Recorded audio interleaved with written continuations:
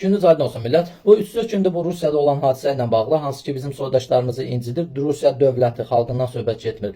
Onunla bağlı videolar paylaşırlar. Baxıram oradan Türkiyədən bəzi o ara qatan insanlar var, hansı ki Azeri kardeşlərim biz sizləniz. Nə bilim oradan Qazaq oradan bir video paylaşır.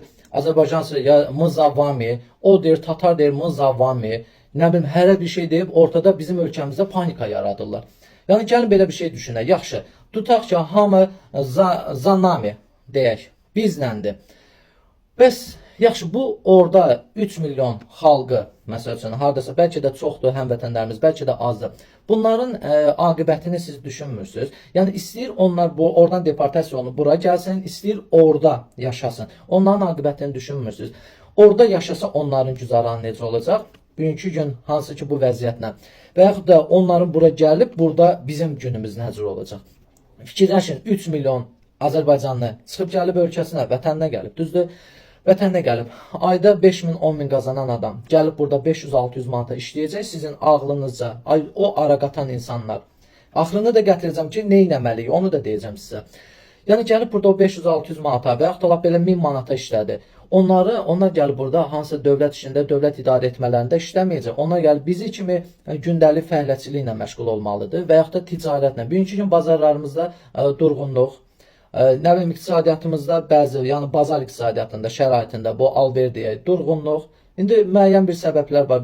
Yəni ki onlara görə durğunluqda. Onlar da məsəl üçün çıxsın gəlsin. Ölkədə hansı vəziyyət olacaq? Bir də onu boş başınıza vurun da ki, yəni hansı vəziyyət olacaq? Biz nə ilə bugünkü gün bəli, qüdrətli dövləti, qüdrətli ordumuz var. Bizim, məsəl üçün, siyasətimiz, dövlət başçımızın siyasəti, ordumuzun gücü, xalqımızın qeyrəti, bunlar maşallah olsun.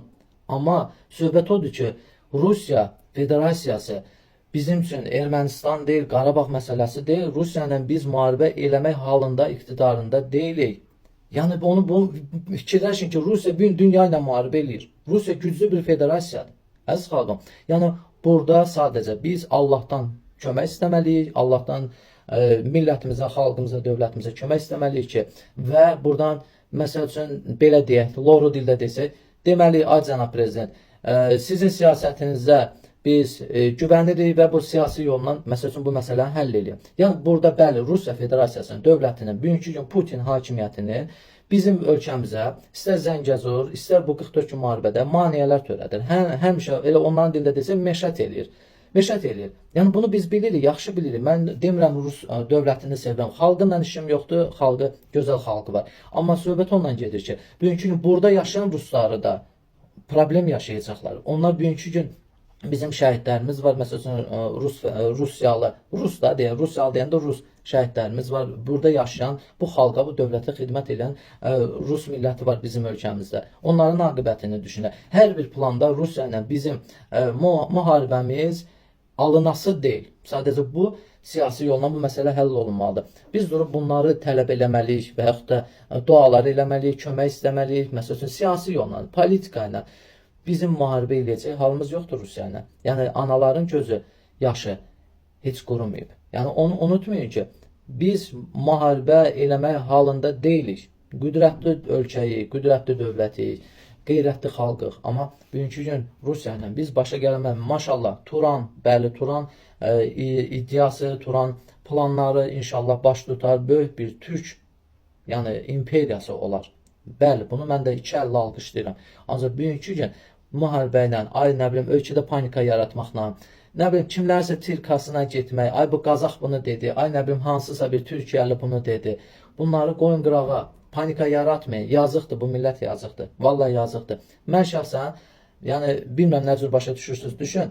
Mən bir tək, mən deyərdim ki, cənab prezidentin siyasətini, yəni, mən ancaq ondan faydalana bilərəm. Bugünkü bu məsələdə ki, hansı ki, ancaq o, hansısa bir siyasi yolla həll edə bilər. Bu məsələni, arada olan bu çaxnaşmaları, bu münaqişələri ancaq cənab prezidentimizin siyasəti nəticəsində biz nəsə nəticə əldə edə bilərik. Yoxsa belə səsküy, panika, dava, dalaş, müharibə alınması deyil, əziz xalqım. Alınması deyil. Bugünkü gün, yəni, kimsə o deyir, bizə dəstək olmağı istəyənlər, bəli, var bizim qardaş, dost, nə bilim yoldaşlıq, nə bilim sirdaşlıq, nə bilim belə ölkələrimiz var.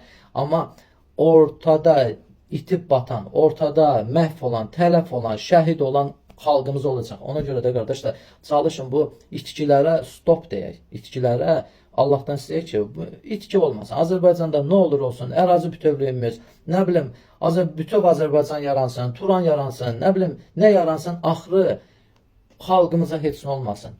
Yəni bunu istəyək.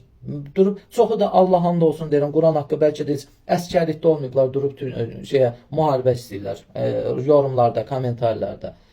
Bəs deyirəm, qutarın siz Allah. Özə elə məlumatlar yayırlar ki, and olsun Allah, Rusiyada yaşayan qardaşlarla əlaqə saxlayıram. Deyir, o söhbətləri mən sizdə Azərbaycanda görürəm. Oradan oturam, baxıram, sosial şəbəkədə Azərbaycan mediasında görürəm ki, Rusiyada dağıdırlar, bizi minib çapırlar. Deyir, elə bir şey yoxdur. Müəyyən bir məsələlər var, amma bu qədər ajotaj yoxdur da. Yəni, o da ki, həll olunacaq. Nə bilim, valla, qutarım bu söhbətləri, panikanı, ölkədə qoyun sakit başımızı girələyək. Yəni, yazıqdır, millət yazıqdır. Dövlətimiz inşallah siyasi yolla da məsələni həll edəcək. Siz narahat olmayın. Siz gedin qapınızda oynayın, belə deyək. Allah xalqımızı qorusun, Allah millətimizi, dövlətimizi qorusun.